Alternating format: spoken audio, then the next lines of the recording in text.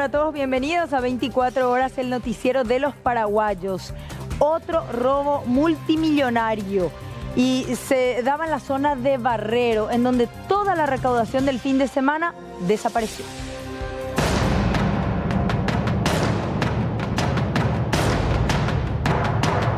Dos personas descendieron de esta camioneta con arma de fuego en mano.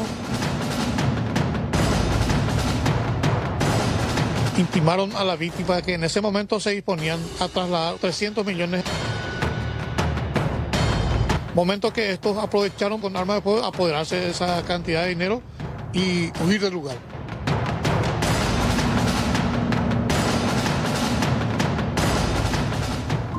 Y hoy también hablaremos de la tragedia de Carmen, cuya hija de apenas 3 años sigue siendo buscada en aguas del río Paraná.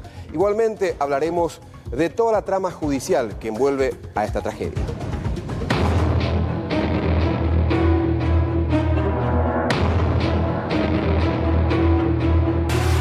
Hay denuncias de violencia familiar ante el Ministerio Público que radicó la doctora Carmen Beatriz en contra de la señora Zenobia. Ellos intentaron, yo no sé si ellos intentaron entrar a la casa. Tenemos la lista, nombre de cada uno de ustedes quien reside en esta casa. La señora Zenobia solicitó la exclusión de hogar de su nuera con sus nietos. O sea, a ellos les importa más una cerradura en vez de sus propios nietos. Llama mucho la atención porque deseaba relacionarse con sus nietos. Exigen transparencia en medio de mucha tensión en el tema Itaipú.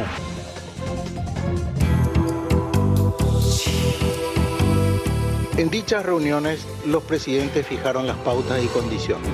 Estábamos negociando tarifa, el acuerdo operativo y los principios del anexo C. Está claro que dice que ahora vamos a poder vender nuestra energía al mercado brasilero. Primera pregunta es, ¿cuándo se va a dar eso? Lo que a nosotros nos interesa es cuánto hoy recibe Paraguay de Itaipú. La consulta otra vez sería de dónde vamos a sacar ese dinero para poder lograr esa mega inversión que necesita idealmente Andeo.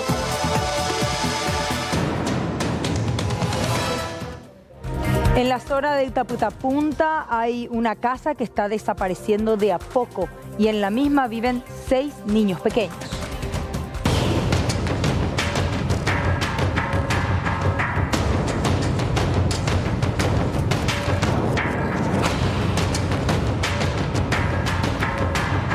¿A cuánto de altura estamos acá? Y de 20 a 22 metros. ¿Alto, Sí, alto es la piedra. ¿Cómo ya el río, verdad? Sí, el río, y ahora está empezando a subir el agua. Eso es lo que más me preocupa, porque ahora si se caen por lo menos voy a encontrarle, porque va a estar ahí abajo. Pero si sube el agua, si sigue subiendo, si se cae, ya le va a arrastrar el agua.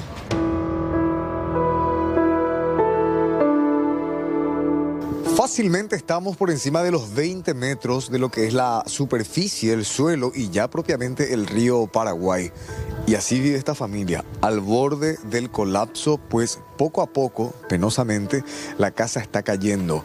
Este gran hueco que ven ustedes formaba parte del patio donde jugaban 6 niños de esta vivienda, quienes son cuidados por su abuela, la señora Dionisia, quien nos explica que vive sola, es madre, padre, acompaña, cuida a estos pequeños y por lo menos pide ahora la ayuda a través de materiales para poder reconstruir este sector y que los pequeños puedan seguir jugando sin peligro. Es más de una semana ya que cayó con esa intensa lluvia que vino. Con el raudal que vino, entró por el portón y no tenía más salida y tuvo que llevar mi muralla. ¿Quiénes viven acá contigo? Yo, la adulta, y mis 6 niños, que son mis nietos, y la mamá de los niños. Apelo a la voluntad de buen corazón de la gente, porque necesito cemento, necesito varilla, arena, piedra, y todo lo que puedan ayudarme. No es por mí, sino que por mis niños, como ustedes verán, este es el único espacio que tengo para ellos. Y después ya es la calle. Y la calle no es bueno para los niños, pero no tengo otra alternativa que tenerle encerrado. Ya está fisurado la muralla, el piso también allá. y todo eso se va a ir. Pero bueno, apelo a la voluntad de la gente y me pueden llamar o tirar un mensajito 0985-550-329. Urge el acompañamiento de la ciudadanía, como así también la visita de autoridades para poder subsanar este preocupante panorama.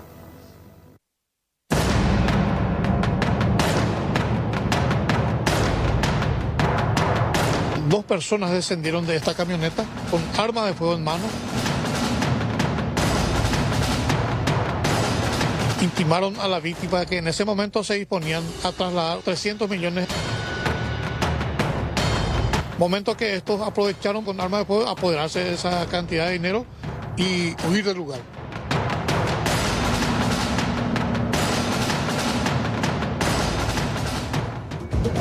Fiesta de 15 años en San Pedro del Paraná. Un furioso hombre, porque recibió un reclamo, tomó la drástica determinación de realizar disparos y mató a 2 de los invitados.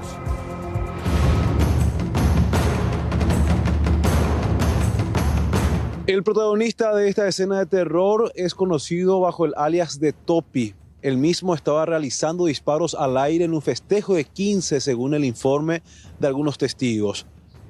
Recibió el reclamo por parte de las víctimas fatales, quienes le habían pedido que no realice más disparos al aire. Reaccionó de la peor manera, matando de 2 tiros a una de las víctimas y disparando en 7 ocasiones a otra de las víctimas.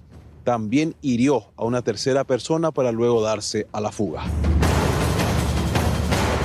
La comisaría 102 San Roque de San Pedro del Paraná nos comunicó supuesto hecho de doble homicidio, así también herido por arma de fuego, ocurrido en fecha de 12 de mayo de este año, aproximadamente en la medianoche, en la compañía San Roque de ese distrito, donde resultaron víctimas fatales el señor Magno Gabriel Vera Guerrero, paraguayo soltero de 32 años de edad, quien recibió impacto de proyectil en el pecho. Así también el señor Alexis José Fernández Benialo, quien recibió 7 impactos de proyectil.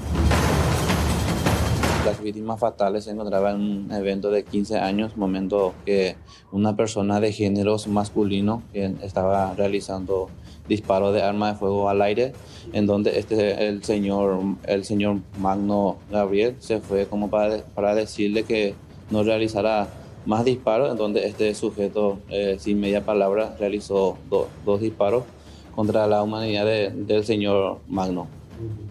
¿Y del otro, en este caso, la otra víctima recibió más impacto de bala? Sí, efectivamente.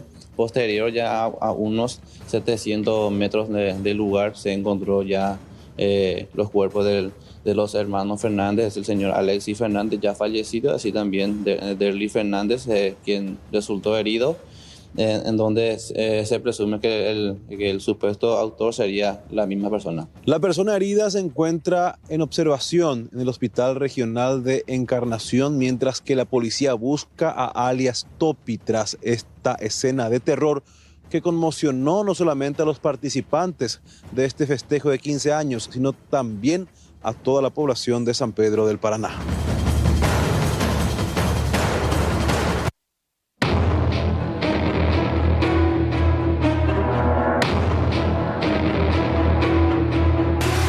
Hay denuncias de violencia familiar ante el Ministerio Público que radicó la doctora Carmen Beatriz en contra de la señora Zenobia. Ellos intentaron, yo no sé si ellos intentaron entrar a la casa.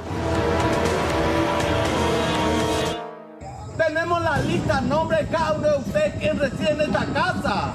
La señora Zenobia solicitó la exclusión de hogar de su nuera con sus nietos.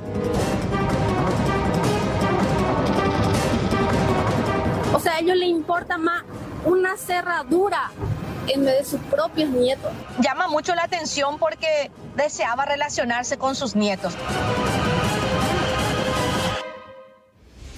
Vamos a hacerle el seguimiento a este millonario asalto en la zona de Eusebio Ayala. Hasta Leila con más detalles adelante. Mercedes, en el barrio Sagrado Corazón específicamente de esta ciudad, y quiero que me acompañen a hacer el recorrido para que además de las imágenes de circuito cerrado que ustedes tienen y que pueden ver también ya los televidentes, para que puedan ubicarse conmigo en el lugar donde ocurrió el hecho. Más o menos donde está ubicada ahora, donde está estacionada esta camioneta, es donde se estacionó este vehículo. Fue un cargo de color gris y de este lado de la vereda estaba estacionada la camioneta de color negro que se ve también en estas imágenes de circuito cerrado, donde ya abordaron las víctimas para hacer el traslado de esta importante suma de dinero. Cuando ellos abordan, cuando suben a la camioneta, como bien pueden ver ustedes, es que bajan estas dos personas totalmente encapuchados con vestimenta de color oscuro, reducen a las dos personas y ya en ese momento una de las víctimas arroja prácticamente por miedo, ya por la situación por la que estaban atravesando, la bolsa de dinero que pensaban ellos también ya ir a depositar. Estamos con Milagros, con Luis también, para que nos comenten un poco el momento de terror que les tocó pasar, Milagros. Sí, ¿qué tal? Buenas noches. Y como ya vieron seguro en los videos, ¿verdad? Nosotros 12:50 aproximadamente estábamos saliendo y íbamos a ir íbamos a llevar, ¿verdad?, en algún lugar. Y esas dos personas que ya nos estaban esperando hace un rato en el vehículo, cuando ellos se percataron que nosotros no salimos de la casa y íbamos a ir al vehículo, ellos se bajaron. Y yo, por ejemplo, de mi experiencia, de mi parte, yo me subo, veo que se bajan las dos personas y yo cierro mi puerta. Ellos empiezan a golpear, creo que con el arma empezaron a golpear la ventana de mi lado, sí. Y creo que, si mal no recuerdo, dijeron que se les fue un disparo en ese momento a las personas, ¿verdad? En el momento que yo cierro la puerta, mi novio se asusta, ¿verdad?, y se baja. Cuando se hace el disparo, viste que los dos directamente fueron a ella. Y yo, cuando entré con el bolso en la camioneta, no llegué a soltar porque yo cuando ella se estaba subiendo ya me percaté y le dije a ella. Y entonces ella cerró la puerta y yo me bajé. Y como hicieron un disparo, agarré, tiré la plata pensando que ¿Le dispararon contra ustedes? Contra nosotros ya. Contra ella o contra mí. Porque fueron dos disparos. Primero al lado de ella y luego cuando yo salí hacia acá, a mi lado. Y no sé, por ejemplo conmigo se quedó un señor y me apuntó, ¿verdad? Y me pedía más plata, me pedía más, ¿verdad? En todo momento me estuvo apuntando y estuve revisando la camioneta, la cabina donde yo estaba y hacia atrás, ¿verdad? La parte trasera del vehículo. Quitó la llave del vehículo. Quitó la llave del vehículo, como para que no pudiéramos seguirlas también. O sea, además de la bolsa que ustedes ya arrojaron, ¿le pedía más dinero? Sí, buscaron más dinero, o sea, pensaron que había más dinero. Eso era cerca de la 1 de la tarde. Y fue 12:48 más o menos, o sea, sí, fue todo súper rápido, la verdad que nos asustamos muchísimo y no. Personas, ellos tenían el rostro cubierto, ¿le pudieron ver el rostro? Estaban con kepi, tapabocas y guantes. Sí. Pero tenían tapabocas, pero no estaban todo cubiertos. No estaban muy cubiertos la cara. O sea, la parte de la boca. Sí, si le vemos le podemos identificar. Le vamos a identificar muy bien si es que le pueden agarrar. Eran dos personas aproximadamente 48 años a 45. Eran personas ya con edad. Mayores, ¿verdad? Adultas. Bien. Pero eran las dos personas, ¿ustedes no llegaron a ver a otra persona? No, según comentaron. Yo le llegué a ver al chofer, o sea, había un chofer. Eso es malo que yo, o sea, eran tres, vamos a decirlo. Yo vi dos personas, pero según comentarios habían más implicados porque acá, ponele 4 cuadras más o menos de acá, abandonaron el vehículo en el que nos asaltaron y transbordaron, se cambiaron, ¿verdad? Y ahí había otra gente, según los vecinos y los testigos ahí, ¿verdad? Este es un movimiento habitual que ustedes suelen hacer, Luis, Milagro, gente que de repente les estuvo siguiendo, ¿qué manejan? Y la verdad que fue todo muy específico porque no es también todos los días, no es muy habitual. Y también, pero como es también una ciudad chica, todos nos conocemos y de repente por comentarios, bien intencionados o no, surgen los comentarios, ¿verdad? Entonces, si una persona, qué sé yo, te controla, ¿verdad? Puede llegar. Claro, por los movimientos que ustedes hacen. Claro, sí. ¿Y eso? estamos, según los oficiales, vinieron muchos grupos, la verdad que no sé todos, pero hay buenas pistas, dicen. Y esperamos encontrarle pronto a las personas que hicieron. La plata más bien ya se perdió y agradecemos mucho también que no nos pasó nada, ¿verdad? Que no hubo heridos, nada, porque obviamente la vida es lo más importante. ¿Llegó a impactar contra la camioneta los disparos que ellos hicieron? No sé. Uno se le escapó, según el comisario se ve en la cámara que se escapó pero hacia el lado de la camioneta, pero el otro fue hacia su lado. Yo no me di cuenta, yo escuché nomás. Yo no vi prácticamente dónde, pero yo escuché nomás. Cuando yo me bajé, hubo un impacto de bala ahí, entonces yo del susto arrojé. Porque por temor a que le disparen a ella. ¿Vos ya viste que vinieron hacia ella y escuchaste el disparo? Sí, yo cuando salí, yo le dije, no van a asaltar, le dije. Cuando salí, ella cerró la puerta y yo salí con el dinero y no sabía que... Lo primero que hice fue agarrar, tirar. Porque... No superó el momento. No superé el momento y... O sea, ¿tu familia es dueña de un supermercado acá de la zona? Sí, mi familia, mis padres son los dueños. Sí. ¿Y era la recaudación lo que ustedes estaban transportando? Claro, sí, la recaudación era. ¿La primera vez que les toca atravesar por esto? Hace 2 o 3 años ya tuvimos un asalto en el súper. Se llevó, sí, fue un asalto, sí.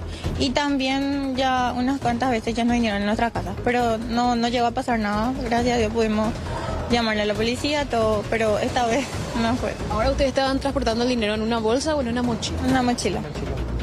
¿Cuánto dinero aproximadamente? La verdad que yo no manejo porque a mí me entregaron nomás y yo agarré. No. O sea, ¿vos era la que te encargaba habitualmente de realizar el depósito? Con otras personas nos turnábamos, pero esta vuelta me tocó. Sí, dale, muchas gracias. Gracias. Ahí está entonces la víctima que lamentablemente tuvo que pasar por esta situación, Mercedes. Y quiero acercarme también acá al jefe de la dependencia policial de la jurisdicción, porque también hay un dato muy importante que tiene que ver con el vehículo que utilizaron estos delincuentes para perpetrar el hecho y luego para huir. Pero para huir a bordo de ese automóvil y abandonarlo a pocos metros nada más, porque aparentemente después de abandonar este vehículo, comisario, ellos abordaron otro para continuar su vida. Muy buenas noches, sí, es así. Manejamos algunas informaciones que en este momento estamos cotejando.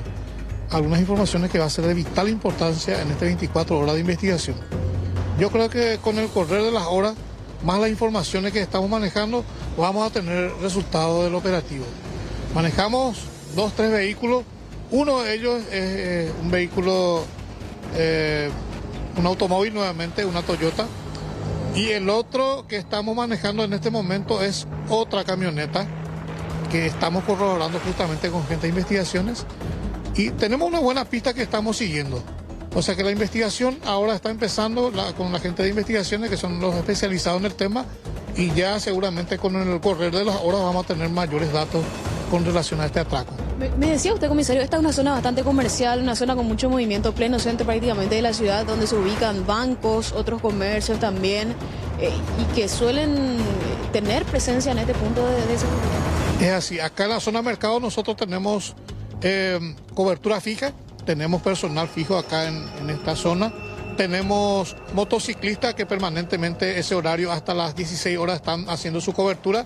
También en el banco tenemos lugares puestos fijos y móviles patrulleras tenemos. O sea que en esta zona yo diría que es la más segura, pero que al filo del mediodía se produjo este hecho y es momento que tenemos que redireccionar las operaciones nuevamente con el personal que tenemos y dotar de mayores recursos también en cuanto a personal en esta zona, porque usted sabe que la zona comercial es bastante reducida, acá son 4 o 5 cuadras la redonda.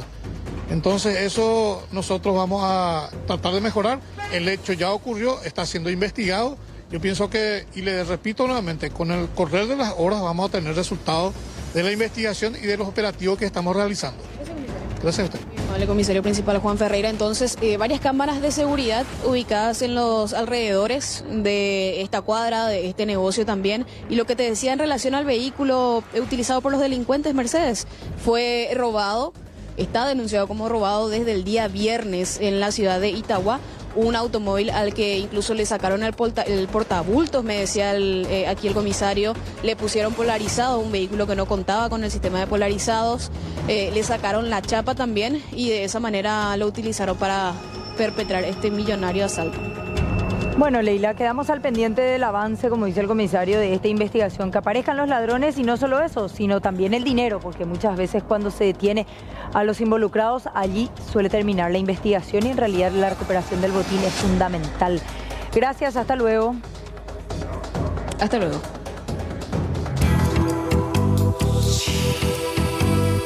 En dichas reuniones, los presidentes fijaron las pautas y condiciones. Estábamos negociando tarifa, el acuerdo operativo y los principios del anexo C. Está claro que dice que ahora vamos a poder vender nuestra energía al mercado brasilero. Primera pregunta es, ¿cuándo se va a dar eso?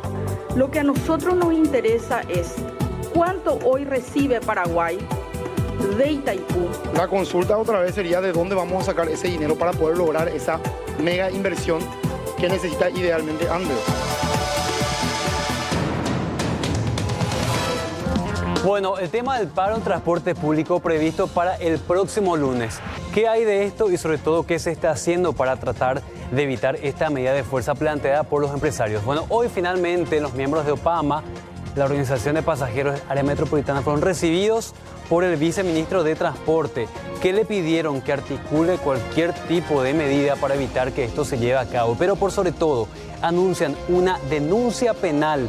También la presentación de un amparo judicial para evitar que se realice este paro. Pero por sobre todo, hacen hincapié en lo siguiente: no al subsidio a los empresarios. No al aumento del subsidio en estas condiciones en las que nos encontramos, porque consideramos que no corresponde cuando hoy en día reciben el dinero de los ciudadanos que le pagamos cada vez que subimos a los buses y reciben el dinero público y no vemos una contrapartida de un servicio siquiera mínimo, siquiera seguro, siquiera decente. La gente está harta de sufrir en las calles, sufrir en los colectivos, sufrir el viaje en los buses chatarras. Primero tenemos que empezar a hablar de una reforma que mejore el servicio, de cambios que se pueden hacer actualmente con la legislación vigente, porque de hecho también nosotros sostenemos que los empresarios del transporte hoy incumplen el mínimo de frecuencia y incumplen el mínimo de calidad y nos hacen viajar de manera inhumana e insegura. Entonces, no podemos estar hablando de más dinero público cuando no vemos la contrapartida siquiera de un servicio que nos garantice la movilidad. Bueno, hay un plan de contingencia en caso de que finalmente se realice el paro. El gobierno planea sacar a la calle los buses de las Fuerzas Armadas, también de las entidades binacionales, y hoy se anunció en el Congreso que la Asociación de Transportistas Internos del Paraguay pone a disposición del gobierno unos 400 ómnibus para operar en las frecuencias de estas líneas que van a ir al paro. Pero ojo con esto, también piden garantías de seguridad al gobierno para que puedan salir con seguridad justamente a las calles. Pero bueno, mientras tanto, el viceministro habla de evitar esta medida a toda costa. El plan de contingencia prevé todas estas medidas con estas instituciones que ustedes dicen, trabajar con las Fuerzas Armadas, con la policía, trabajar con también las entidades binacionales y también con la DINATRAN y otros jugadores. Hay sectores privados también que ofrecieron disponibilizar sus buses. Es una mesa logística de coordinación ante una eventualidad. Es una mesa de trabajo técnico y esa es la mesa en la cual se van a trabajar todo lo relacionado a la tarifa, no otra mesa. Tuvimos una mesa de mediación en el ámbito del Ministerio de Trabajo, en el ámbito del derecho laboral, y lo que dijimos en esa mediación que fue y que quedó en cuarto intermedio es que nos mantenemos y exhortamos al diálogo de la mesa institucionalizada y que exigíamos a Centropan el levantamiento del paro porque consideramos, y lo rechazamos totalmente, consideramos una medida que ya no va más en este país. Yo considero que es una decisión desacertada, anacrónica, desafortunada. ¿Y por qué digo esto? Y permítame explicarle. El presidente de la República, él establecía que se viene una reforma. Y esa es la mesa en donde tenemos que trabajar. Bueno, hoy el viceministro de Transporte dio una pista muy importante en la reforma de transporte que se viene. Y les damos un ejemplo, porque mucha gente para llegar a trabajar acá a la capital viene desde, por ejemplo, Ipacaraí o, por ejemplo, desde la zona de Ipané y se ve obligada, por ejemplo, a tomar otro bus hasta llegar al centro de Asunción. Lo que propone justamente a partir de ahora este plan que todavía no se da a conocer es establecer una tarifa integrada. ¿Qué quiere decir? Que en vez de pagar 2 o 3 pasajes, se establezca una sola tarifa para el pasajero. El país no aguanta más, la ciudad no aguanta más, los ciudadanos no aguantan más este sistema está fallido, está perimido. La tarifa integrada es un elemento de la reforma. ¿Qué significa la tarifa integrada? Se sube el ciudadano y el siguiente pasaje puede ser 0 o puede ser la mitad, pero ya le da un alivio financiero al bolsillo de la gente.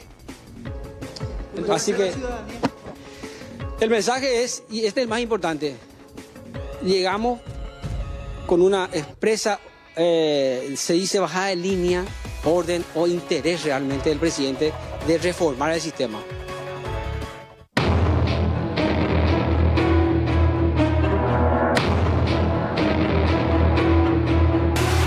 Hay denuncias de violencia familiar ante el Ministerio Público que radicó la doctora Carmen Beatriz en contra de la señora Zenobia. Ellos intentaron, yo no sé si ellos intentaron entrar a la casa. Tenemos la lista, nombre de cada uno de ustedes quien reside en esta casa. La señora Zenobia solicitó la exclusión de hogar de su nuera con sus nietos.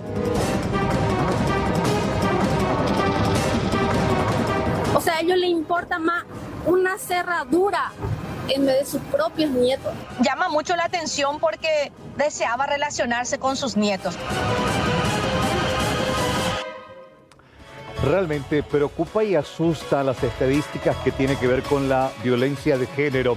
Conocíamos la historia de una mujer que literalmente fue quemada por su pareja. En esta historia que nos trae Alexis, el despechado quemó la casa de la hermana. Contanos, Alexis, bienvenido, buenas noches.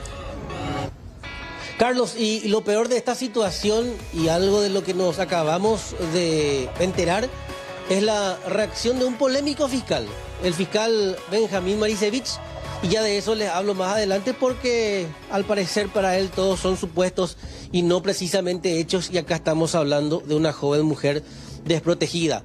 Y rápidamente vamos a esas imágenes en donde vemos arder una vivienda en el barrio Cañadita de la ciudad de Capiatá. Y esa fue reacción de este hombre identificado como Héctor Hernán Pacheco, de 27 años. Joven parece sumido en el mundo de la adicción, que aparentemente no se ha resignado al término de una relación y desde un tiempo a esta parte ha comenzado una cadena de hechos delictivos y que podemos llamarlos criminales, inclusive teniendo en cuenta la existencia de una intención de feminicidio. Él quemó esa casa porque creía que ella se encontraba ahí. Y ahora ella accede a darnos su testimonio, teniendo en cuenta que vive con miedo, está temblorosa. El hombre la sigue acechando a pesar de la denuncia que ya la realizaron también acá en la comisaría 15 del barrio Barsequillo. Contanos tu experiencia. Todo lo que conté me lo mencionabas anteriormente, pero ¿cómo era tu vida con este muchacho? Porque ni siquiera llegaste a vivir con él. Él se enamoró de vos y perdió la cabeza.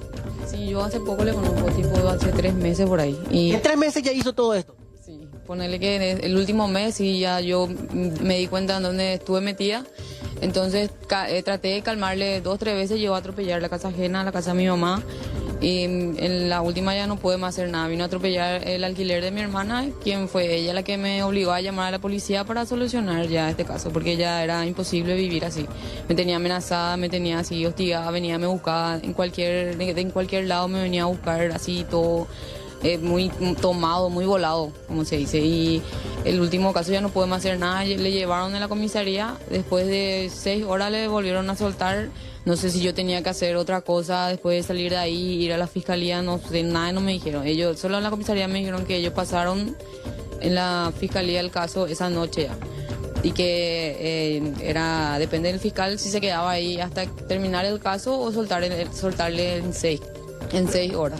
¿Ustedes tuvieron una relación o fue algo así fugaz? ¿Y en esa relación él ya era violento? Sí, el último mes, el primer mes era todo tranquilo, todo bien, mientras que hablábamos, escribíamos y nos veíamos así de vez en cuando. Después de eso ya quería que me vaya con él a quedarme todos los días en la casa donde él se quedaba, que sus parientes en Capiatá, no sé qué sería de él. De ahí yo no podía porque yo tengo mi hijo, tengo mi trabajo, y hasta me hizo salir de mi trabajo anterior porque pensaba que yo me entendía con todos los que trabajaban ahí. Entonces a mí me echaron luego de ahí porque él se fue, hizo quilombo, atropelló mi trabajo. Ahí empezó todo, empezaste a perder el trabajo por culpa de sus celos desmedidos. Sí. Después tuve que salir de ahí empezó otra vez, yo le encargué a su hermana y le dije, y después de ahí empezó otra vez, ahí sí ya me buscaba mal, ya me buscaba así madrugada, atropelló la casa de mi mamá, ahí yo, para no hacer problema, porque la casa de mi mamá no está bien tampoco, y salí de ahí, me fui bien con él para que no haya problema, y ese día yo le dije luego que de alguna forma iba a tener que abrirme ya de él, porque así yo no podía andar. Contame, ¿cuántas denuncias ya hiciste en su contra? Yo uno hice cuando vine último acá en la casa de mi hermana a atropellar. ¿Y él quemó la casa de tu hermana pensando que vos estabas ahí? Sí, él pensó que yo estaba ahí por como que de otro número vio que en mi perfil ya tenía yo mi ropero colocado en el lugar donde él sabía que yo quería colocar. Y él pensó que yo estaba con alguien ahí, con no sé, que se iba realmente y se fue y prendió. Los vecinos dijeron que vieron una moto, llegó, derramó algo y prendió y se fue. Pero era él. Y los vecinos su aspecto identificaron. Y bueno, ahora no vamos a decir dónde, por una cuestión también de protección a las personas que son víctimas de intentos de feminicidio, pero zona de Barsequillo. Barsequillo, ¿no? Estamos en zona de Barsequillo.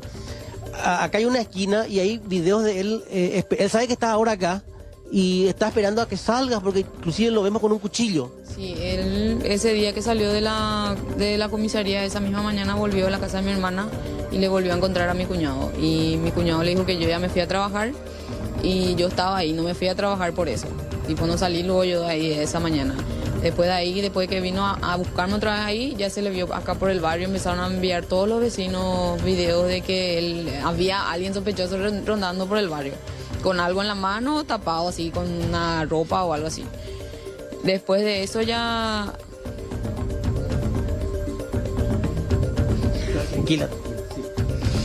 Después de eso salió, me dijo su hermana que le estaban buscando, salió creo que Freddy.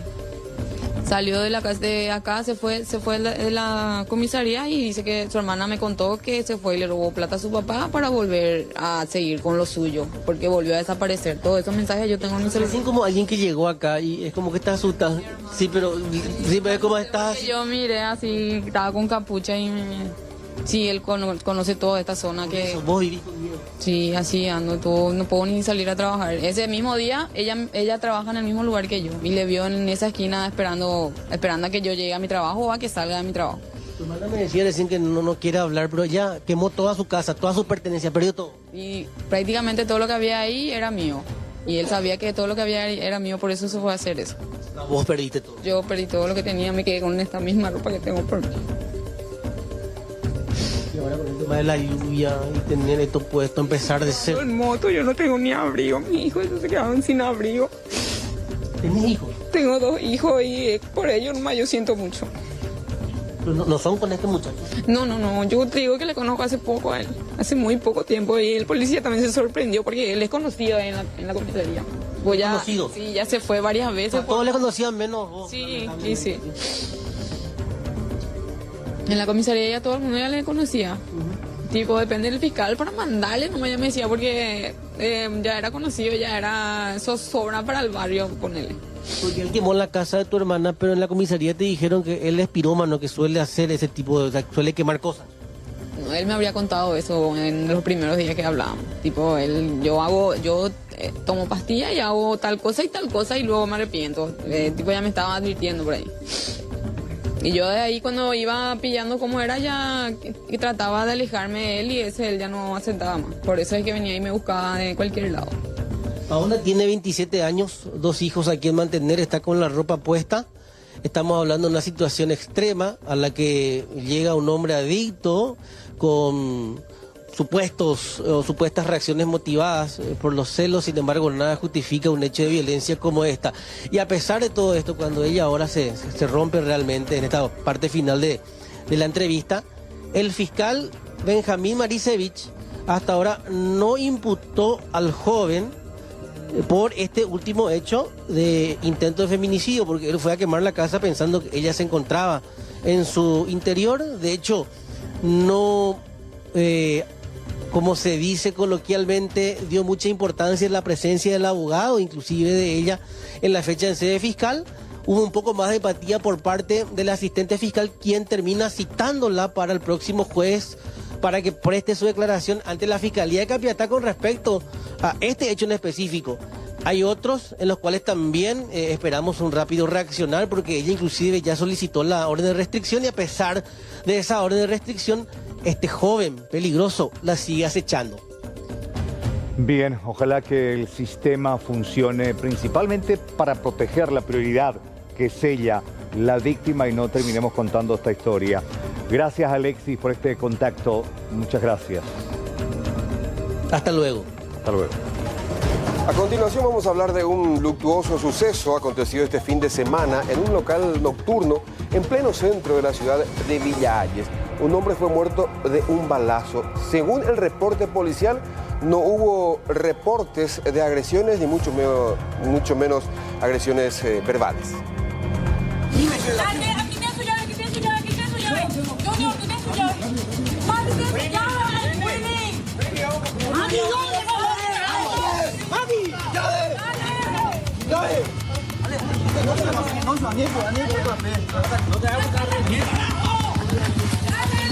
Estamos en pleno centro de la ciudad de Villa Hayes. Por esta calle, un joven que recibió un disparo, un joven de 31 años, fue auxiliado por personas que estaban en el interior de este local nocturno. Finalmente, esta persona perdió la vida. Acá en la jurisdicción tuvimos en horas de la madrugada un hecho de homicidio en un local nocturno. Una víctima fatal producido por disparo de arma de fuego. La víctima es Víctor Javier Carvalho Aguilera. Se convocó a todo el personal técnico, médico forense, Ministerio Público para el trabajo correspondiente.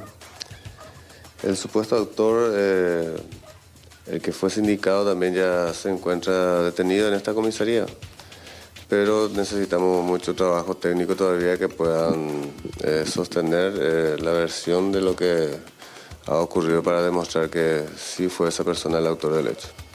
¿Qué pasó, comisario? ¿Cómo fue, según al menos? Y bueno, las primeras versiones que se recogió del lugar fueron que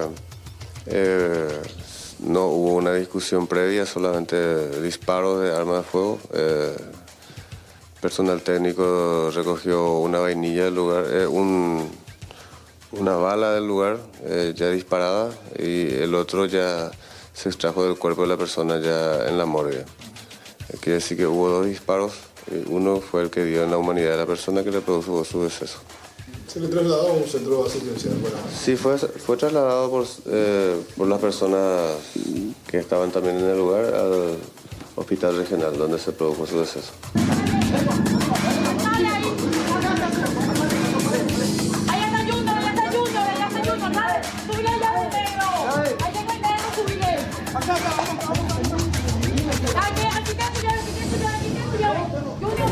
Cambiamos radicalmente de tema. Jorge Escurre, más detalles sobre este pedido de ayuda, porque quedó sin nada esta familia. Adelante contigo. Muchas gracias, Mercedes. Y es así mismo, estamos en la ciudad de Mariano Roque Alonso, específicamente en el asentamiento Corascue, es el nombre de este asentamiento. Y vean ustedes cómo quedó reducido en cenizas prácticamente una vivienda, reducida en cenizas la vivienda de una humilde pareja trabajadora que en varios años pudieron tener lo poco que tenían en este caso, porque ahora quedó todo reducido en cenizas. María Báez, comentarnos acerca de esta situación trágica, pero afortunadamente ustedes resultaron ilesos. ¿Qué fue lo que pasó, María? Y realmente presumimos que fue un cortocircuito, y como ya ves, nuestra humilde vivienda, nuestra humilde casa quedó hecho nada. Lo poco que teníamos se consumió por completo y gracias a los vecinos que se arriesgaron y rompieron la parte de la pared para poder sacarle a mis hijos y a mí, que estábamos en ese momento en la parte del interior de lo que sería... ¿Sabes dónde estaban ustedes? ¿Esto cómo era? O sea, ¿esto era una casa de madera? ¿Cómo era? De madera.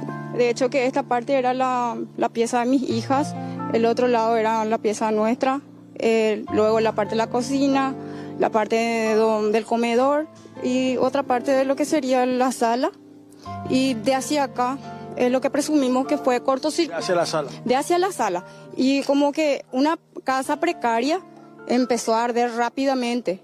Aparte de lo que esa parte tenía el depósito, porque soy decoradora, y mis materiales se consumieron, son materiales inflamables, telas, isopor, que eran mis afiches, mis mobiliarios completos, y fue lo que hizo que más rápido se propague el fuego. ¿Vos estabas con tus hijos sin...? Dentro. ¿Cuántos hijos tenés? 5, una de 15, de 12, de 10, las 3 nenas más grandes, y los varones de 9 y de 6.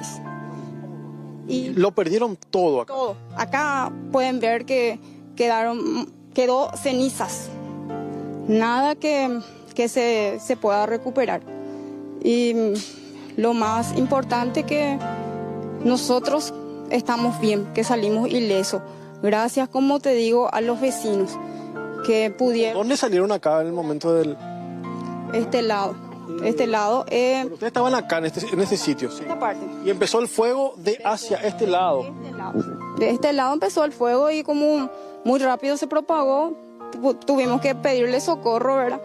Y momento de desesperación, ¿no? Claro, imagínate ver que el fuego está por todas partes, que está viniendo hacia vos no puedas salir, que tus hijos estén ahí aterrorizados, y gracias a los vecinos, porque en ese momento tampoco mi marido fue a cobrar una platita y estábamos nosotros nomás.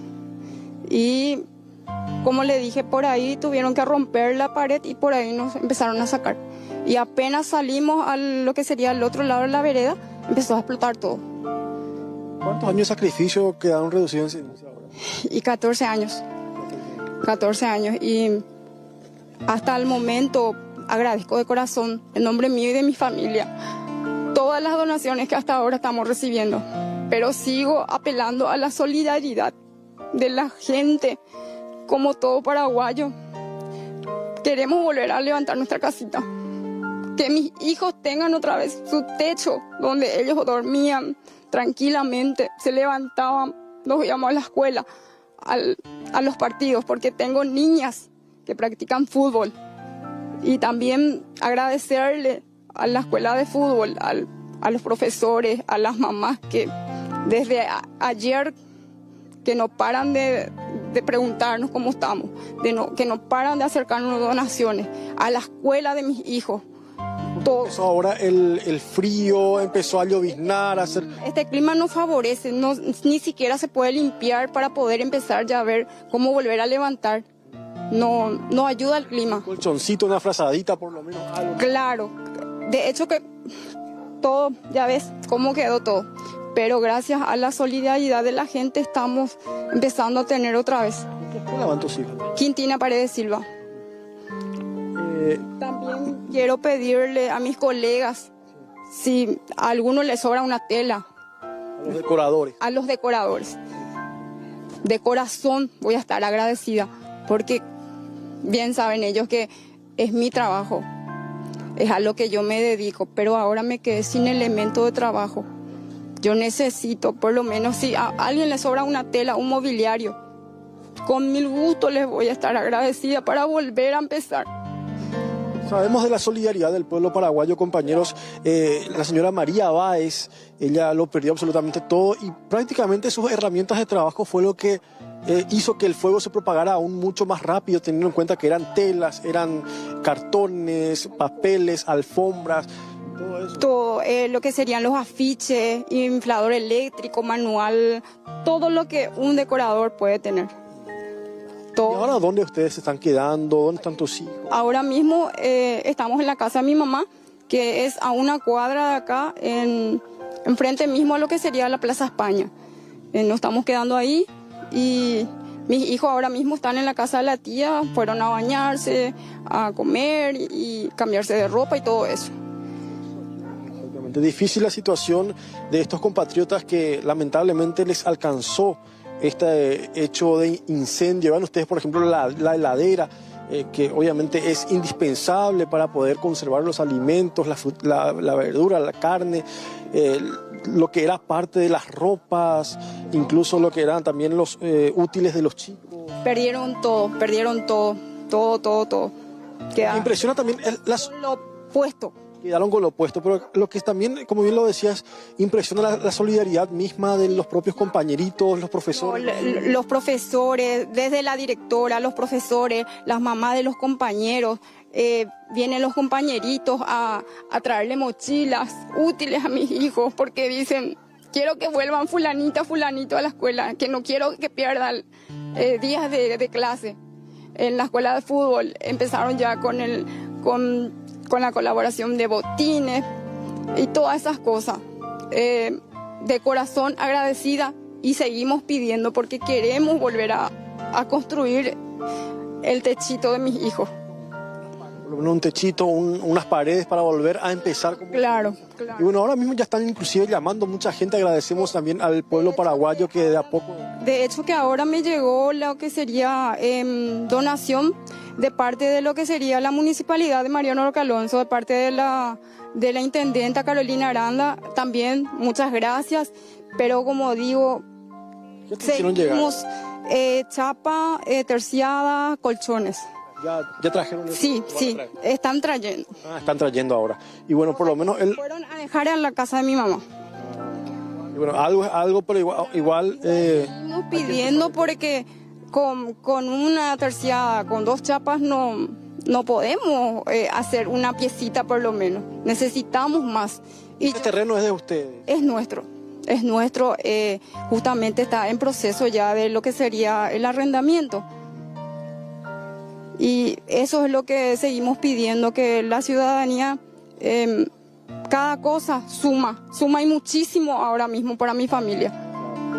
Bueno, usted señora, usted señor que está en su casa allí bajo la frazadita, tomando matecito, bueno, es el momento justamente de mostrar nuestra solidaridad a esta familia trabajadora. ¿Tu marido también trabaja? Sí, él es mecánico de motos, él tiene también su taller, lo que sería sobre la ruta Transchaco. Él es Javier Almirón. Bueno, Javier, un poquito también sobre la situación, cabeza de familia, ¿Yetu'ula de Coabra? Sí, Yetu'u, amigo, ya se paitemos pasar puta. Pero paitelaro de comida. Y ya a través de los vecinos, ya me contactaron y me trajeron. Vine ya encontré ya sin poder hacer nada ya. Todo muy rápido. Sí, muy rápido. Imposible de atajar, ni sacar nada, ni recuperar nada. En tu caso, por ejemplo, ¿qué habían acá aparte de tu herramienta? Y pocas cosas de mi herramienta, porque mantengo todo allá en el negocio, en el taller. Solamente cosas así con lo que era ella, de su trabajo. Después el susto me imagino que fue bastante grande. Sí, uno quedarse impotente sin poder hacer nada. No había nada que hacer. Ya era imposible de sacar nada ni recuperar nada. Son bastante conocidos aparentemente. ¿Qué te dice la familia, los amigos? Y gracias a Dios todo el mundo se está aportando. Como paraguayos somos solidarios en todo y nos está llegando ayuda de todos los lados. Y llamadas, mensajes de apoyo por todos lados. Muchísimas gracias, Javier. Y bueno, ellos son en este caso los padres de estos 5 niños que hoy quedan sin hogar, sin ropa, sin frazada, sin cama, sin absolutamente nada. Así que aguardamos la ayuda y la solidaridad del pueblo paraguayo para que una vez más podamos ayudar al más necesitado. Gracias, Jorge. Hasta luego. Detención ciudadana en el este del país. Elba Espinosa nos mantiene en vivo y en directo en contacto con esta noticia. Adelante. Buenas noches, Carlos. Realmente la inseguridad nuevamente se apodera de Ciudad del Este y esta vez aquí en el barrio Fátima, donde dos sujetos llegan a bordo de una motocicleta y atacan a unas personas que estaban sentadas en este sector. Ellos estaban compartiendo entre 4 a 5 personas que son inquilinos de esta vivienda. ¿Qué pasa? Uno de ellos se abalanza sobre el delincuente y se suman los otros jóvenes y prácticamente lo acorralan a este delincuente, pero que logró nuevamente zafar y también su cómplice logró huir. Estoy yo aquí en compañía de la dueña de este inquilinato, quien está sumamente preocupada por esta inseguridad y por todo lo que pasó. Sí, realmente estoy preocupada porque uno, que muchas veces nosotros hacemos la llamada al 911 y jamás hacen caso. O si no, nos derivan en otros números de teléfono para llamar a la comisaría, pero como no tenemos el número de la comisaría, no podemos hacer esa llamada. Y justamente yo no pude hacer esa noche la llamada porque cortaron de mí mi línea y me quedé incomunicado. Pero ¿qué pasó esa noche, esa madrugada prácticamente? Esa madrugada uno de los muchachos estaba de cumpleaños y no es que estaban, o sea que estaban compartiendo con uno de sus, creo que es compañero de trabajo de él.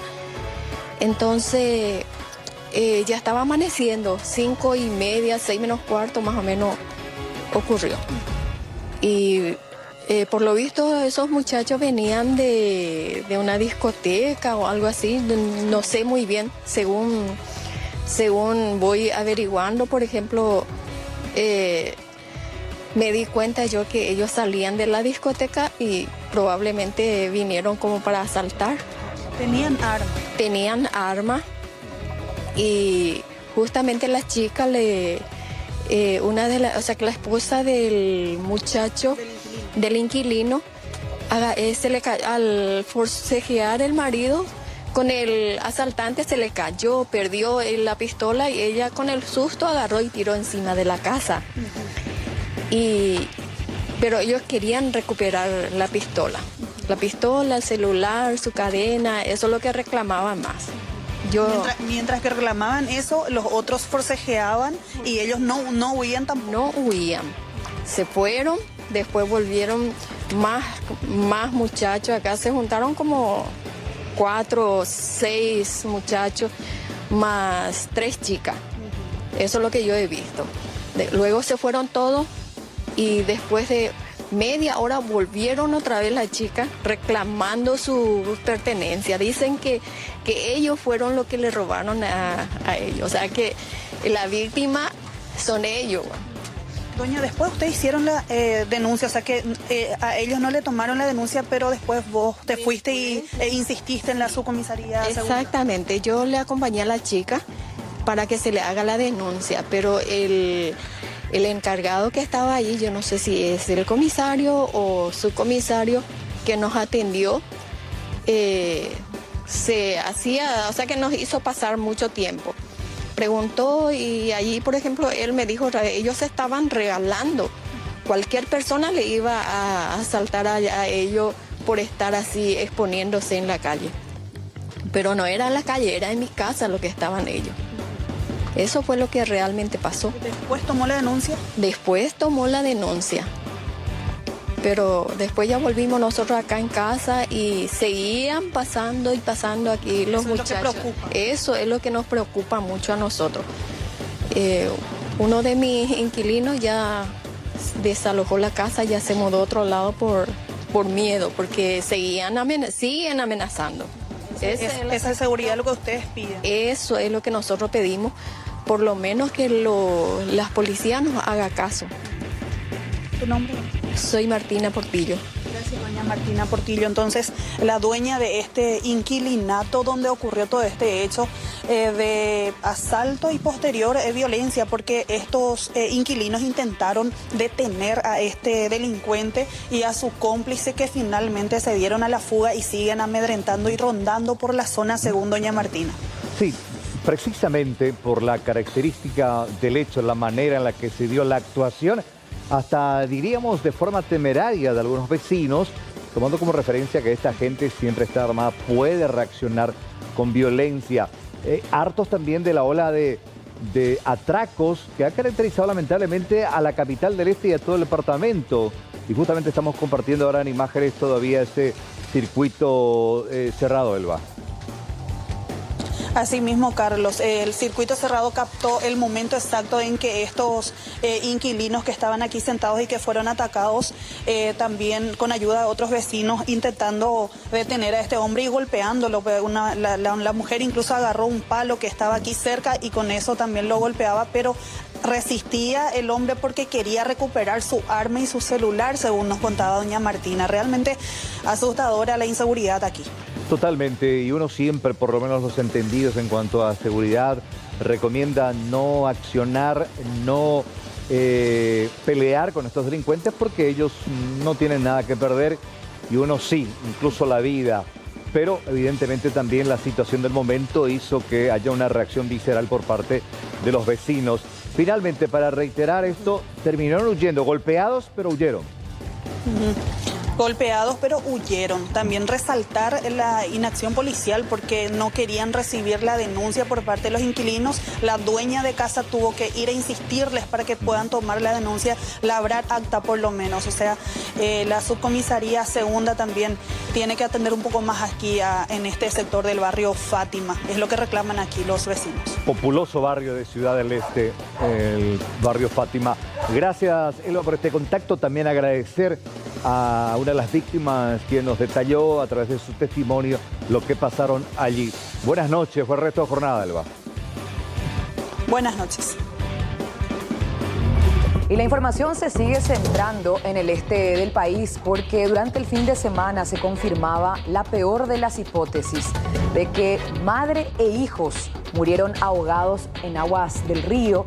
Sin embargo, los cuerpos fueron hallados, al menos de dos de estas personas, hallados con día de diferencia. En primer lugar, la escribana Carmen Beatriz Ruiz Díaz fue encontrada en horas de la mañana del sábado. Era la noticia que trascendía. Sin embargo, su cuerpo ya fue encontrado flotando en aguas del río Paraná.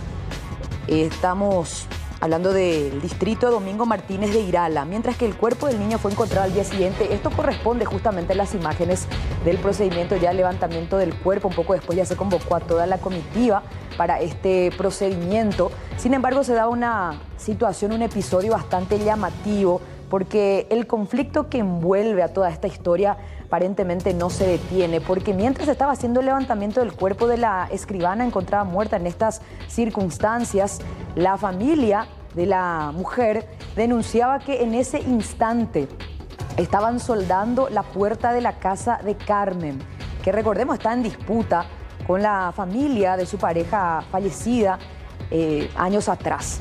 Eso es lo que evidenció precisamente la niñera de la mujer encontrada muerta, que grabó incluso ese instante. Esto es lo que se daba en lo que respecta justamente al procedimiento allí donde se encontró el cuerpo de la mujer, de Carmen. Pero en ese instante, ¿qué es lo que estaba pasando a la par? De manera paralela, esto es lo que ocurría en la casa en cuestión. Fíjense allí los destellos de lo que respecta a una soldadura. Según la denuncia, la suegra había contratado en ese mismo instante a un soldador para que vaya a prácticamente lacrar la puerta de atrás aparentemente de la vivienda. ¿Cuál es la intención? Se desconoce, pero sobre esto habló la hermana de Carmen y esto decía.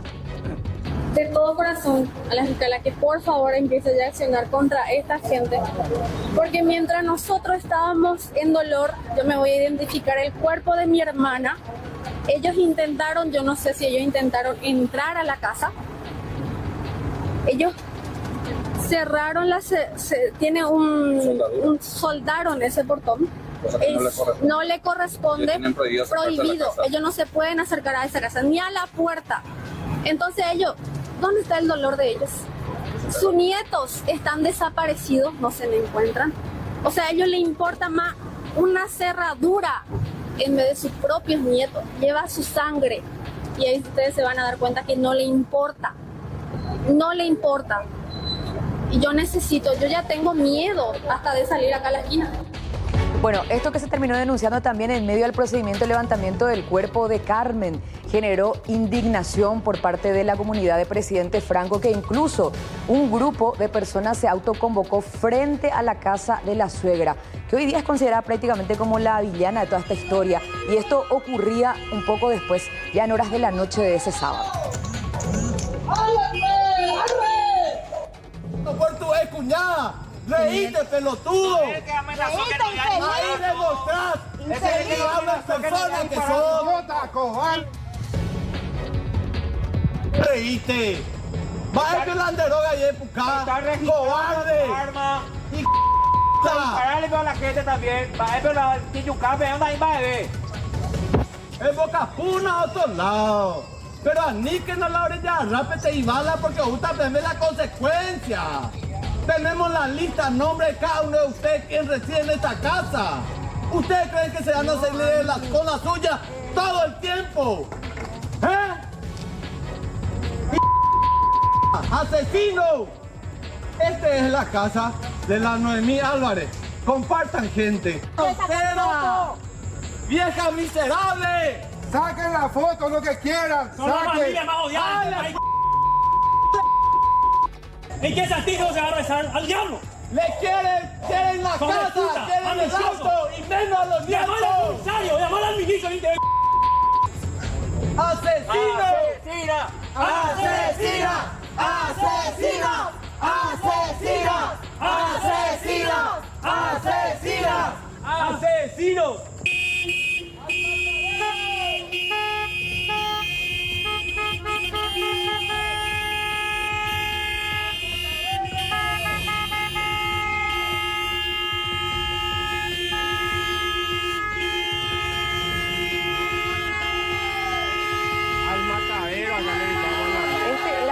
Este era el ambiente frente a la casa de Noemí Álvarez, la suegra de Carmen, esta mujer que fue encontrada muerta finalmente en aguas del río, y la gente decidió instalarse frente a la casa de Carmen atendiendo justamente lo que les mostrábamos hace instantes, la intención de la suegra de soldar la puerta de la casa, atendiendo a que ella de por medio tenía una orden de alejamiento según las denuncias, pero de todos modos procedió a lacrar esta puerta. ¿Con qué finalidad? Se desconoce hasta ahora, pero la noticia más triste en medio de todo esto se daba el domingo en horas de la tarde, luego que se confirmaba el hallazgo del cuerpito del niño de 5 años. Y con esto se confirmaba la hipótesis de que efectivamente la mujer se arrojó al río con sus hijos y hasta el momento solamente se encontró el cuerpo del pequeño. Prosiguen las búsquedas para dar con el cuerpito de la niña de 3 años. Y estas justamente fueron imágenes del procedimiento por parte de la Armada, pero esto se dio en zona de Presidente Franco, en la zona de Moisés Bertoni. Es la información que precisamente se tiene del domingo. Con respecto a esto prosiguieron las diligencias y vamos a escuchar lo que decía el ex profesor de escuela de este niño sobre su conducta. Hablamos de niños que estaban también siendo afectados psicológicamente. Esto decía al respecto. Era un niño muy feliz, llegaba feliz, le gustaba entrenar, le gustaba recibir los premios después del entrenamiento, muy activo. Nunca... Se notaba que era muy amado, era muy... La tía nunca lo dejó, la tía lo llevaba, lo traía, era todos los días. ¿Se descarta de que él no era querido, de que él quería salir de su familia? No. Porque es lo que decía la señora esta. Trabajo mucho con muchos niños, y vos te das cuenta cuando la psicología de un niño está un poquito afectada. El niño era feliz, él venía y siempre estaba sonriendo, vos le hacías una broma, él jugaba contigo.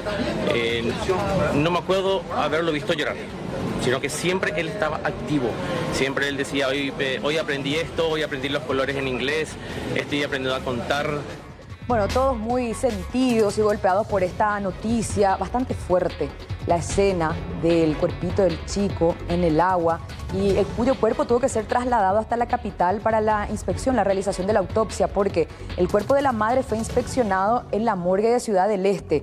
Allí el médico forense salió a dar unas palabras sobre la causa de muerte, que efectivamente fue ahogamiento, pero también presentaba ciertas lesiones características de la caída y también el arrastre por esta correntada fuerte que se tenía en esa jornada a raíz de las lluvias. Y por otra parte, vamos a escuchar lo que decía el padre de Carmen poco después que ya recibiera la noticia de que se encontró el cuerpo también del chico, de su nieto. Esto decía al respecto.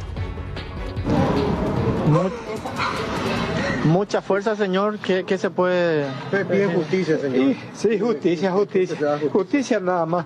Yo no esperaba estas cosas de esa gente. Ella vivía atormentada durante 3 años, con mis lágrimas. ¿Usted es el papá, verdad? Sí, mi hija, el papá soy.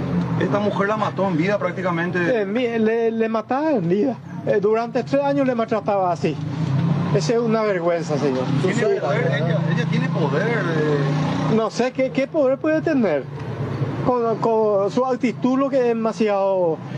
no sé cómo puedo decir, ¿verdad? ¿Usted le responsabiliza a Noemí por todo lo que pasó? Por todo lo que responsabilizo a esa señora, a su hija Alma y a su hijo Fernando. Los tres personas. Los tres están implicados en eso. ¿Ustedes los familiares no compartían con la...? Antes el marido de mi hija estaba así, compartíamos. Sí, pero ahí ellos mostraban que era buena persona, pero había sido con doble cara. Cuando él falleció, ¿cambió la historia? Cambió todito la historia, cambió. 6 meses mi hija estuvo tranquilo después de que terminó el rezo de su marido y después ya le perseguía. Ella le contaba en algún momento, papá, ahí va ahí, Gina, niña anduvo ahí porque se maltrataba la suegra. ¿Sabes qué? ¿Sabes dónde la serrachingo que tenía mi tacuñada? Muy callada. Bueno, y este caso conmocionó a todo el país, pero principalmente a la gente presidente Franco, que decidió darle la voz a esta gente que ya no está. Salió haciendo una caravana, fíjense la cantidad de personas a bordo de estos vehículos, precisamente con globos blancos, y con esta caravana exigían justicia o que al menos se esclarezcan las situaciones que envuelven a esta drástica decisión que decidió tomar esta madre de arrojarse al río con sus hijos. Vamos a escuchar un poquitito del ambiente que se vivía justamente en las calles de Presidente Franco por parte de este grupo de personas que se movilizaron en caravana.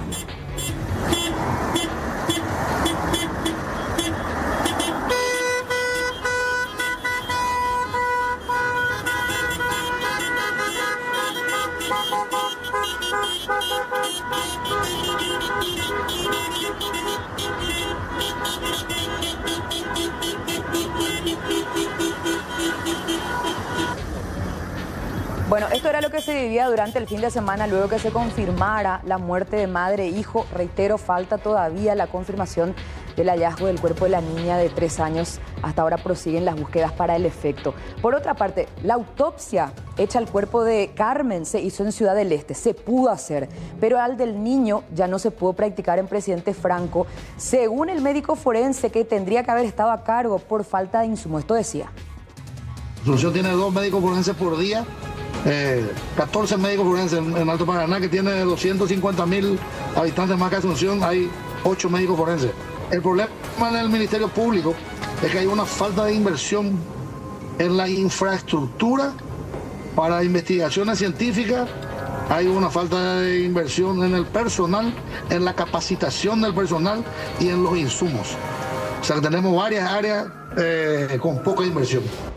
Bueno, contundente. Esto era lo que decía el médico forense Martín Alfaro, de Presidente Franco, referente a las trabas que tuvieron para poder realizar este procedimiento allí, por lo que se tuvo que trasladar el cuerpo del niño a la morgue judicial aquí de Asunción. Pero esto en cierto grado tuvo represalias porque el Ministerio Público emitió hoy un comunicado referente a los dichos del médico forense Alfaro. Y esto decía: a la opinión pública, ante las desatinadas opiniones del médico forense doctor Martín Alfaro, el fiscal general del Estado, doctor Emiliano Rolón, señala: primero, el servicio de medicina forense no es un trabajo más del médico, es la esencia de la misión, por lo cual el trabajo en los turnos es obligatorio. Segundo, ningún funcionario puede lanzar comunicados afectando a la institución y menos denostar la labor de sus compañeros fiscales.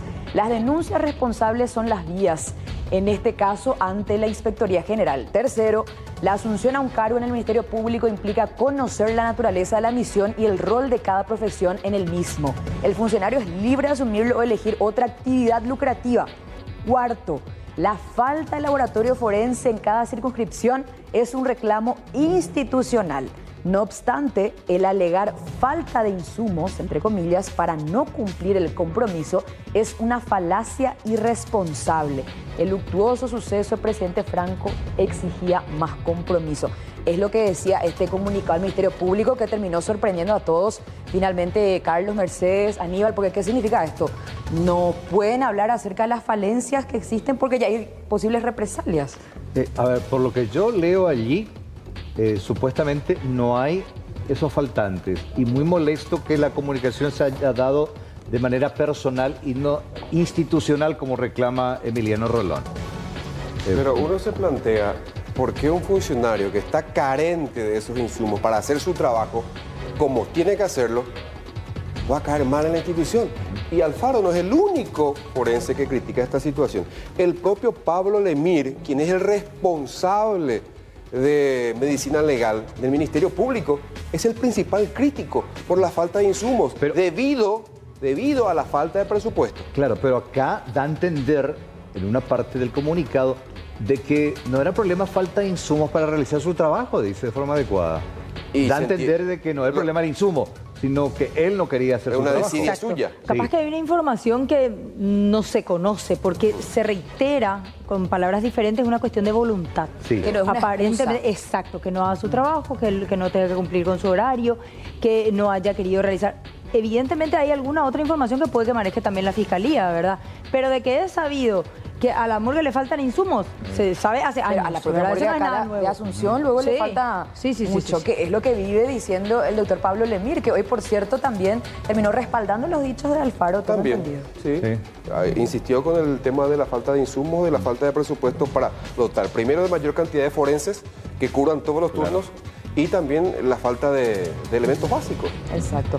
Ahora, Aníbal, entramos en la parte legal de toda esta historia, porque recordemos que hubo muchas denuncias previas entre Carmen, la mujer encontrada muerta, y su suegra, ¿verdad? Estamos hablando de demandas, contrademandas, en fin, por distintas causas. ¿Qué es lo que envuelve a toda esta historia y qué es lo que pudo haber motivado a esta mujer? Porque si bien prosiguen las búsquedas del cuerpo de la niña, por otra parte también no se descarta la posibilidad de investigar a la suegra por hechos de violencia intrafamiliar, que tengo entendido ya hay una carpeta abierta, pero por causas anteriores. Es una verdadera maraña de denuncias en lo penal.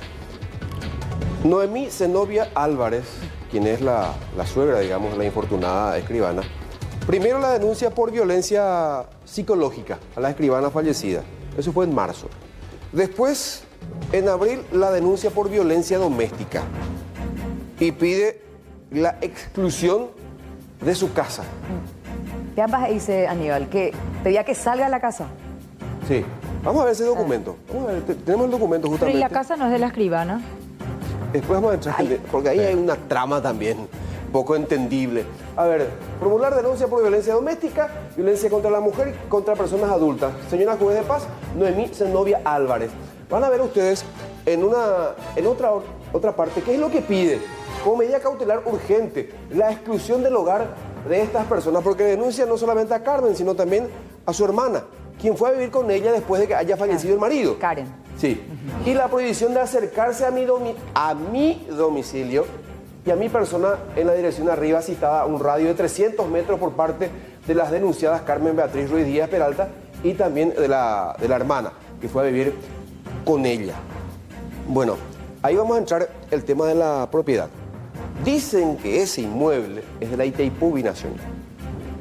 El terreno. De las áreas. De las áreas. Área 4. Es de la Itaipú. El terreno. El terreno. En un sector vive la señora Noemí con su hija Alma. En la mitad del terreno vivía la infortunada junto con su marido, que falleció en abril de 2021. Y en este otro sector, el hermano Fernando. Una especie de dúplex. Área 5, ¿verdad? Sí. Pero, ¿qué pasó? Por 100 millones de guaraníes, la señora Noemí cede sus derechos al hijo Roque, al que termina falleciendo en 2021, al marido o a la pareja de hecho de la escribana Carmen. Pero eso se puede hacer. ¿Cómo vas a ceder derechos sobre algo que no es tuyo? Que no es de tu propiedad? Que no está tu Perfecto, nombre, estás en la posesión, pero no tenés la propiedad como para ceder derechos. Perdón que, porque conozco la historia, qué raro que no haya tenido todavía a su nombre, porque la Itaipú vendió todo el tema de las áreas, que fue el sector donde habitaban los empleados. Ya hace décadas la Itaipú comenzó a vender a los que ocupaban, de hecho, esa propiedad, exfuncionarios, terminó la obra y muchos compraron esa casa. Yo presumo que pudo haber comprado, porque casi ya ninguno está en obra de Itaipú. Comprado, si hay una cesión de derechos, eso se hace por escritura pública. Ya no puede decir que es su propiedad. Ya se dio los derechos sobre esa porción de tierra. Y aparte recibió un dinero a cambio. 100 millones de guaraníes. Bueno, decíamos que la señora Noemí Zenobia Álvarez presenta denuncia por violencia psicológica, después denuncia violencia doméstica. No le dieron la exclusión de la casa. No le dieron la medida cautelar. Bueno, la escribana Carmen Ruiz Díaz, la finada, también promovió una denuncia por violencia doméstica contra la suegra y también violencia de género en contra de la excuñada.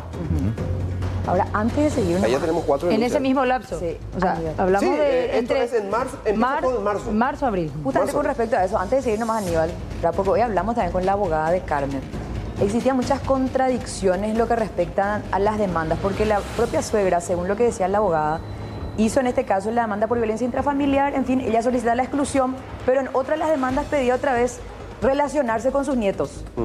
O sea, se daban esas situaciones, estos procesos que a la par también iban desgastando a Carmen en todo esto, porque eran como 4 por ahí procesos que ella estaba llevando en adelante, y esto y más nos comentaba la abogada Teresa Martínez. Vamos a escuchar.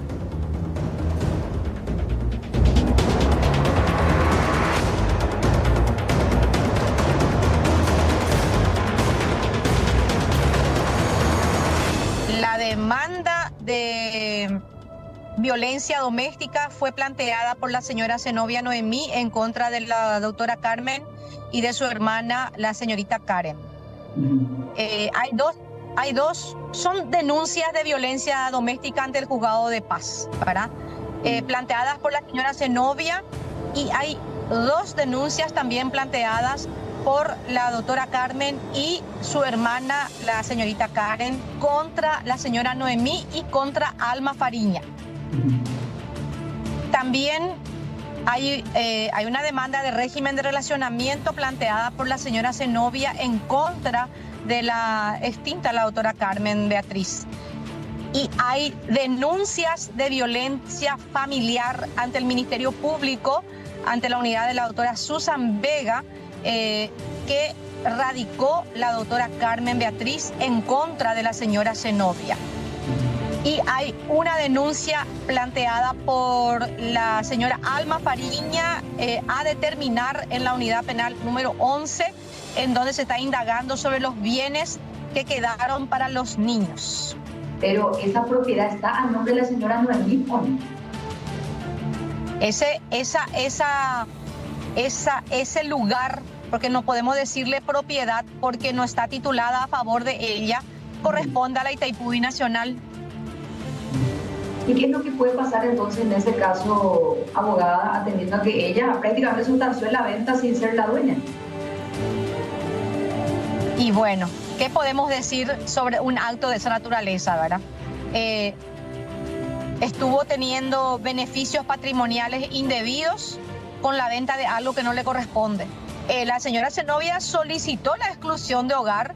Tenemos nosotros las demandas que ella firmó, patrocinada por su abogado, ¿verdad? Donde ella reiteraba la exclusión de hogar de su nuera con sus nietos, por supuesto, ¿verdad?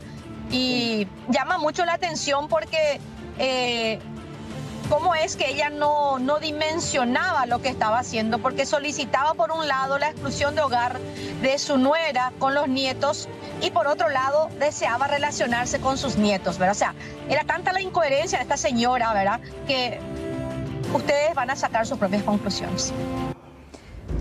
Bueno, acá está la sesión de derechos de la que estábamos hablando. Escritura pública. Es del 2018, noviembre del 2018. Sesión de derechos inmuebles que otorga la señora Noemí Zenobia Álvarez Espínola a favor de Roque Alberto Fariña Álvarez, su hijo, y Carmen Beatriz Ruiz Díaz Peralta, la su nuera, la pareja. Vayamos levantando A ver, dice, acá es todo protocolar. Área 4, lote 8 de la Ciudad del Este, y por otra parte, Roque Alberto Fariña Álvarez da los datos, número de cédula, también de la señora Carmen, la fallecida. Todos domiciliados acreditan sus identidades.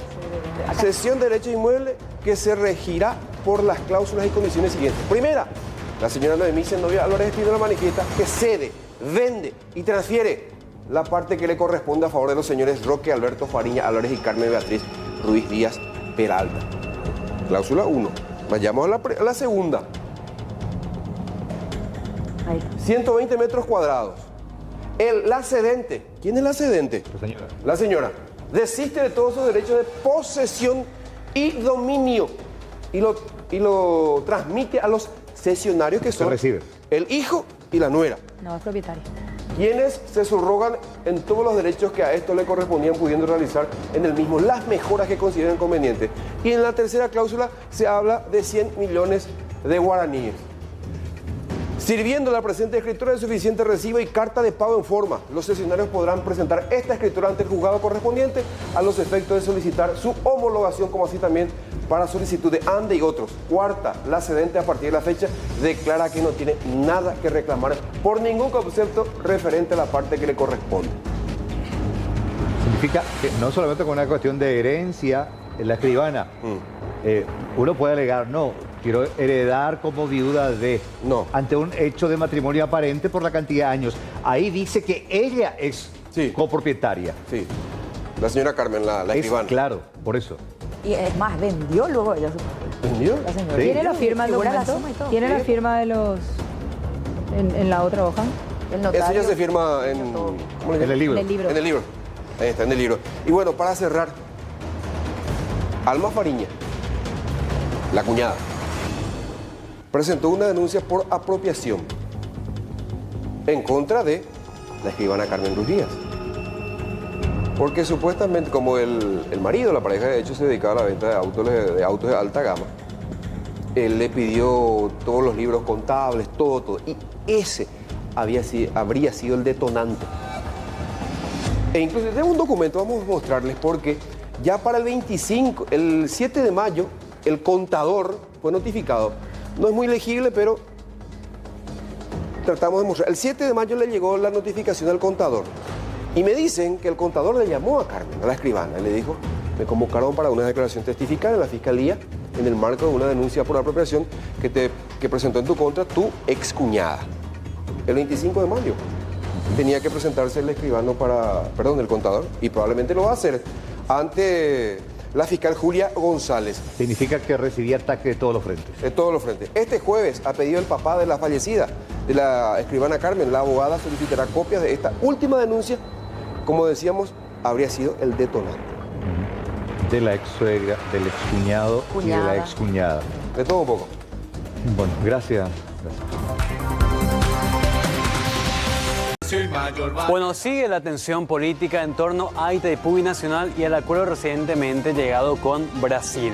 Hoy, representantes del Ejecutivo fueron hasta el Congreso para dar explicaciones en reunión de mesa directiva acerca de los detalles de este acuerdo, y finalmente se dio a conocer el documento firmado. Presten mucha atención porque mientras estaba hablando, ahí estamos viendo justamente el documento que fue presentado después de la locución del canciller, que estaba hablando el canciller y fue interrumpido por una senadora, pero fíjense el reclamo presentado. Santiago Peña conversó primeramente con su homólogo Luis Ignacio Lula da Silva. Realmente, señor canciller, nosotros queremos el documento oficial que Paraguay ha suscrito con Brasil a los efectos de seguir esta conversación con ustedes. Y si ustedes no tienen esa documentación, por favor, expongan acá a la ciudadanía y digan, no tenemos los documentos. Y si tienen, por favor, por secretaría, si pueden imprimir y le reparte a todos los senadores. Creo que eso es lo que corresponde y por respeto se debe hacer cuando vamos a estudiar un acuerdo suscripto y para lo que vinimos hoy a trabajar, señor presidente. Bueno, y después de este momento en que Yolanda Paredes hace reclamo, vamos a compartir justamente las imágenes de este documento firmado que finalmente hoy se dio a conocer ante la insistencia de los senadores de la oposición. Ahí estamos viendo acta de entendimiento entre Paraguay y Brasil en torno a Itaipú Binacional. Y en la siguiente hoja ya figura la firma de las autoridades, tanto de Brasil como Paraguay, que rubricaron este documento. Bueno, ¿qué se presentó después de esto? Los argumentos por parte del Ejecutivo. Decía la jefa de gabinete, Lea Jiménez, este sí es un momento para festejar. En dichas reuniones, los presidentes fijaron las pautas y condiciones. Y nosotros fuimos claros permanentemente qué es lo que estábamos negociando. Estábamos negociando tarifa, el acuerdo operativo y los principios del anexo C. Entonces tenemos que festejar que se mantuvo el acuerdo operativo, que se logró que Paraguay tenga un ingreso de 1.250 millones de dólares para los próximos 3 años y que eso se va a mantener por 3 años. Nos da a Paraguay un espacio de 3 años. Bueno, pero este argumento sigue sin convencer todavía a los opositores. Escuchen los reclamos. Y vender nuestra energía, y con eso hubiéramos obtenido 1.800 millones de dólares y no 600. Está claro que dice que ahora vamos a poder vender nuestra energía al mercado brasilero. Mi primera pregunta es, ¿cuándo se va a dar eso?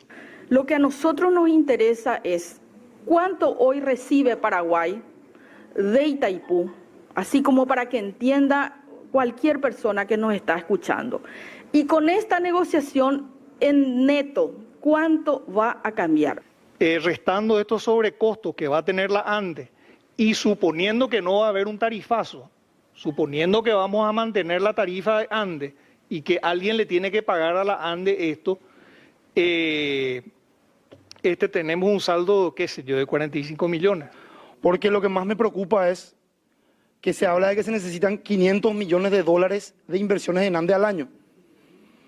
Entonces, la consulta otra vez sería de dónde vamos a sacar ese dinero para poder lograr esa mega inversión que necesita idealmente ANDE.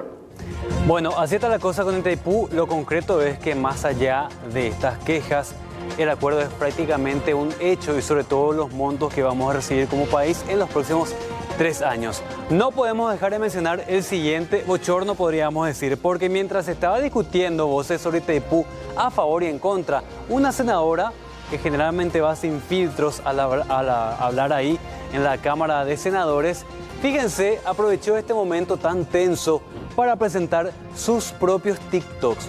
Vean lo que pasaba con Yaminal, que además de presentar sus publicaciones en redes sociales, recibió una dura reprimenda de parte del presidente del Congreso. Les agradezco y para felicitarles, quiero pasar esto, ya que no ven por lo visto algunos senadores las redes ni no ven los comunicados. Quiero pasar la sala técnica, por favor, si puede pasar 2 videos de 45 Adelante. Segundos. Paraguay ha dado un paso histórico. Con patriotismo y determinación ha conseguido un precio justo por su energía. Gracias, senadores. Gracias a usted, señora senadora. Muy lindo el TikTok, pero vamos a la realidad, ¿verdad? Yo tengo varias preguntas. Permiso, presidente. Disculpe, senadora, permítanme. Un momentito. No puede ya estar interrumpiendo, senadora, están hablando. por favor, yo dirijo la sesión.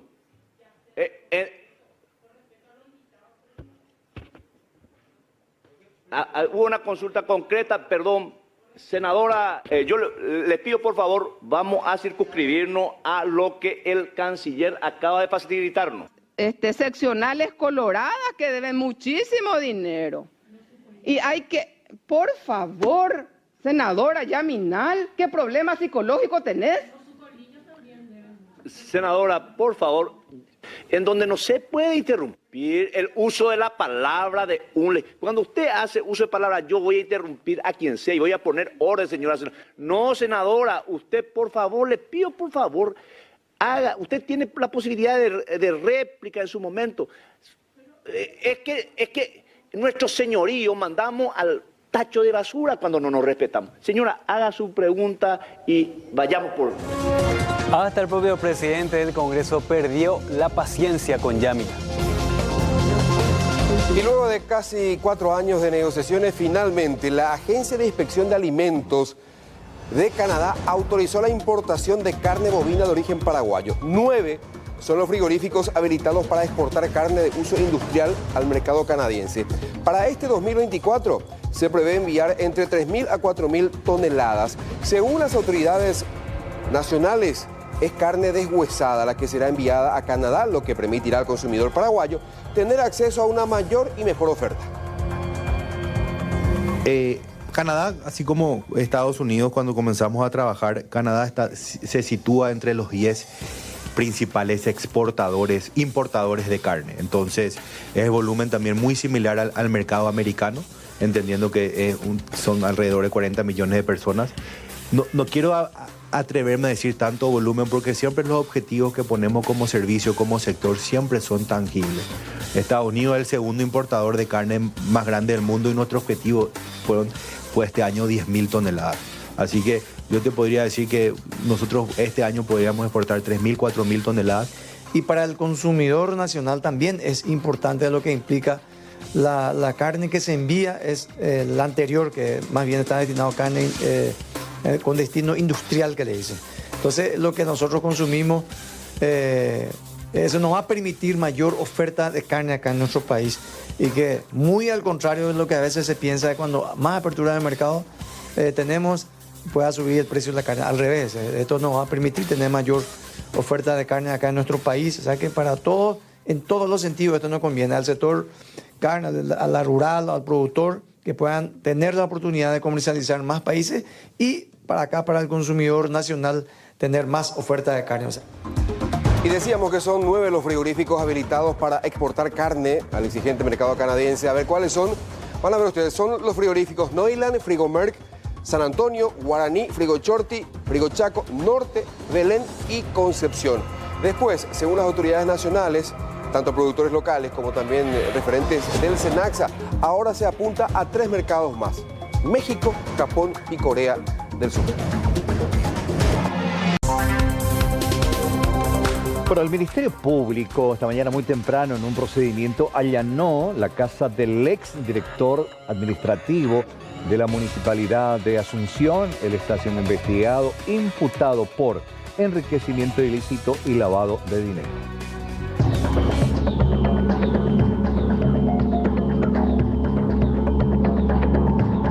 A las 5 de la mañana, personal contra el crimen organizado y la Fiscalía irrumpía en esta lujosa residencia. ¿Perteneciente a quién? A Wilfrido Cáceres, en su momento hombre fuerte de la Municipalidad de Asunción. Esta casa, valuada en 100 millones de guaraníes, por lo menos la propiedad, valdría muchísimo más, pero no estaría a su nombre. Una venta simulada en el transcurso, en el medio, entonces eso nos conlleva hoy a venir a buscar los elementos, las documentaciones pertinentes en cuanto a la compra, la venta y la construcción de este inmueble particularmente. Con su presencia en el inmueble aquí en Lote Guazú, el fiscal Corbeta confirmó que no es Camila Ramírez la que vive aquí, sino que el funcionario de la Municipalidad de Asunción. El señor Wilfrido fue imputado conjuntamente con su señora y una tercera persona. Él fue imputado por enriquecimiento ilícito y por lavado de dinero, lavado de activos. Se presume evidentemente que en el cumplimiento de sus funciones habría obtenido un beneficio ilícito, ¿verdad? Y ese beneficio se traduce justamente para el Ministerio Público y esa investigación en esta vivienda que fue transferido de acuerdo a las sospechas que tenemos a una tercera persona, o sea, no está a nombre del matrimonio, sino a nombre de una tercera persona, quien sería un testaferro, ¿verdad? La residencia fue construida en tiempos de pandemia. El terreno fue adquirido en el 2019 por 100 millones de guaraníes por la esposa de Cáceres, Ruth da Silva. Un contrato encontrado en la vivienda librado entre los ahora imputados indica que la construcción tuvo un costo superior a 1.330 millones de guaraníes según la constructora. Ya con la edificación hecha, fue vendida nuevamente el 13 de agosto del 2021 vía contrato privado a Camila Ramírez, una joven que en ese entonces era estudiante de odontología sin ingresos para pagar al contado 100 millones de guaraníes e inclusive era beneficiaria del programa Pitubó. Pese a la transacción que supuestamente fue en efectivo, la pareja jamás se mudó de la fatuosa residencia. La Contraloría, tras el análisis de los ingresos de Cáceres, que en el 2021 ganaba 20.260.908 guaraníes, por lo cual, en base a las declaraciones impositivas presentadas por su esposa Ruth da Silva en la SED, tendría un déficit de 235.273.584 guaraníes, ejercicio fiscal 2020, atendiendo que la pareja poseía un régimen de comunidad de bienes. Ya toma posesión la Cenavico en este momento de este inmueble. Y ya cerca del mediodía, la pareja empezó a listar maletas, alzando sus pertenencias personales a sus rodados particulares. Sus suegros llegaron a la casa para colaborar con ellos. Por los bienes de gran valor encontrados en el sitio, como muebles de lujo, detalles, cuadros y hasta un estudio de grabación en la casa, la misma ya en la fecha fue entregada a la Cenavico. Bueno, precisamente para actualizar esta información, el juez Rodrigo Estigarribia aceptó la imputación y dispuso el procesamiento de Wilfrido Cáceres, el exdirector administrativo de la municipalidad, y también de la esposa Ruth Jazmín da Silva y Camila Montserrat Ramírez, empleada de esta última. Esta situación, reiteramos, se da desde el juzgado y va a ser procesado. La convocatoria para los tres el próximo 4 de junio, 8:30, para la imposición de medidas.